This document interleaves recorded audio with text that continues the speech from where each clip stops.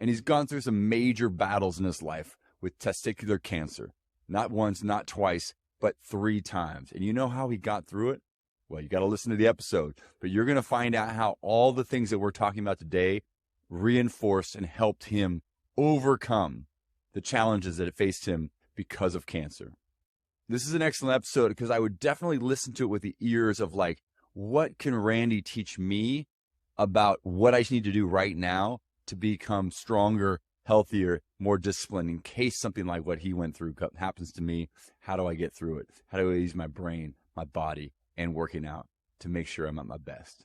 I'm here with Randy Herring, a 61-year-old athlete and really an author who's gone through a very specific chapter of his life and has come out the other side to really talk to people, men, really in that age range that I'm focused on, really helping make an impact with that 40 to 60 group, and how to maintain or build muscle, stay healthy, and use fitness to really maximize your health and live your best life. And so your book, The Fitness Mindset, you've got 7 peak performance habits to stay in incredible shape. And so let's just dive in with those. The first one is choose proper food, macronutrient ranges, and to really help promote your goals, to change your body and change your physique. It's a very important element in getting fit, yes. But in my book, I talk more about keep moving your body. In my book, I have the ranges that people can use to discover for themselves what the best macronutrient range is good for them for their goal. And not just their goal, but their activity level. Important for men to hear. Take us back at some years to when your health started to kind of really change and how what happened to you and how you were able to deal with that. Well, if you want to hear the whole story in a nutshell, basically, I was 15 years old. I felt my confidence was pretty low. I was skinny, and I didn't have many friends in school, in high school, and so I bought a small weight set for myself, and thinking that I would work out, thinking that exercise would help me build muscle. That was my frame of mind. So what I did, without not knowing anything about nutrition, but eating correctly, protein, carbs, whatnot, because I needed to gain weight, I started working out in the morning before school, when I got home in the afternoon, and in the evening, just doing what I could, having fun in my garage, on my toy box, what I still had, for my bench. So I did that for about 6 months. I did gain, but only like 5 or 10 pounds within 6 months. So then I sent away for this food regimen from Universal Bodybuilding, and I don't recommend this, but it did work, and it does work. But I ate and ate and ate every day for 6 meals a day. I would eat 2 breakfasts before going to school. Wake up at 6 o'clock in the morning. Again, this is. I had the desire to change myself. This is what it's all about, the desire. If you don't follow what you should be doing, then you're not going to change. And let me go forward here.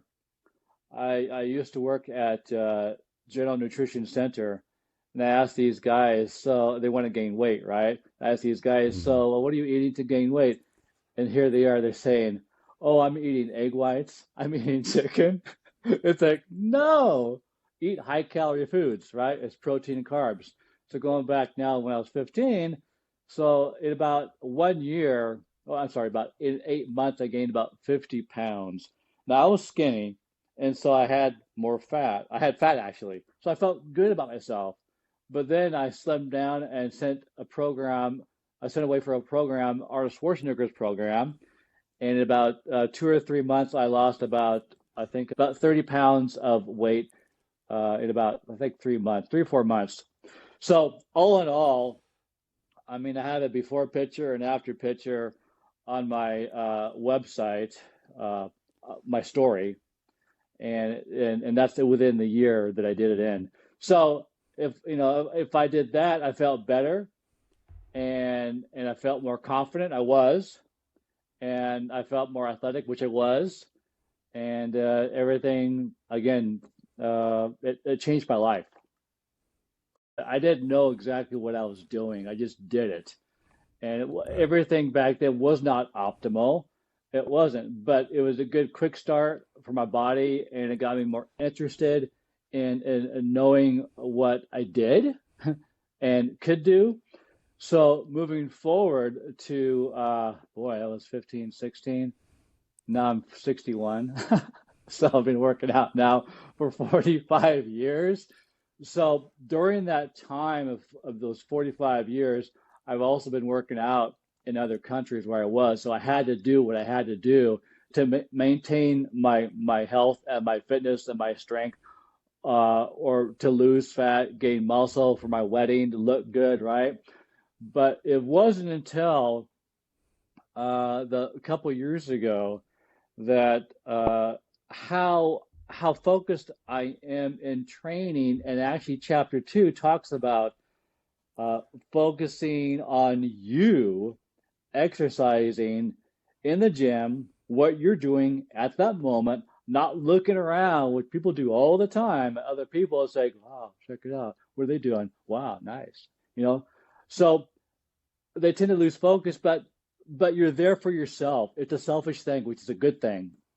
Focus on you, chapter two, and I actually wrote chapter two in my book that was written mostly in the gym with me knowing what I was going through in my head, my body.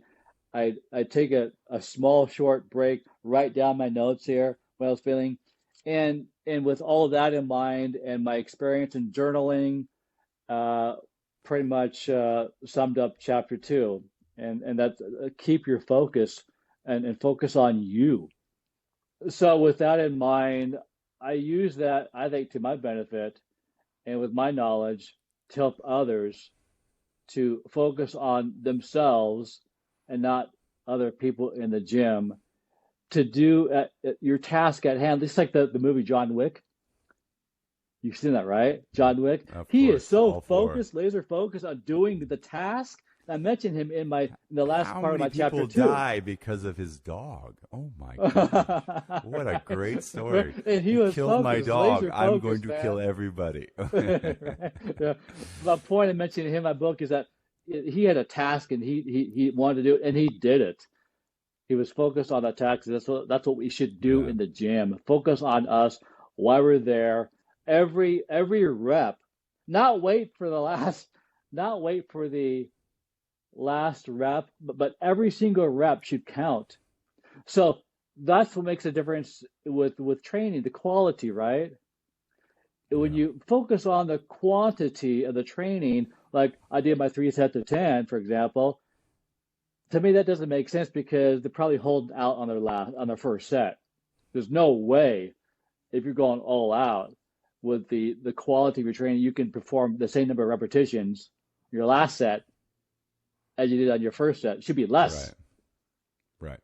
So Right. that's the main difference If you're also. doing 135 times 10, resting 2 minutes, doing another 135 times 10, and then the third set you get 135 times 10 again, it means the first Right? set was nowhere close to Exactly. fatiguing your muscle.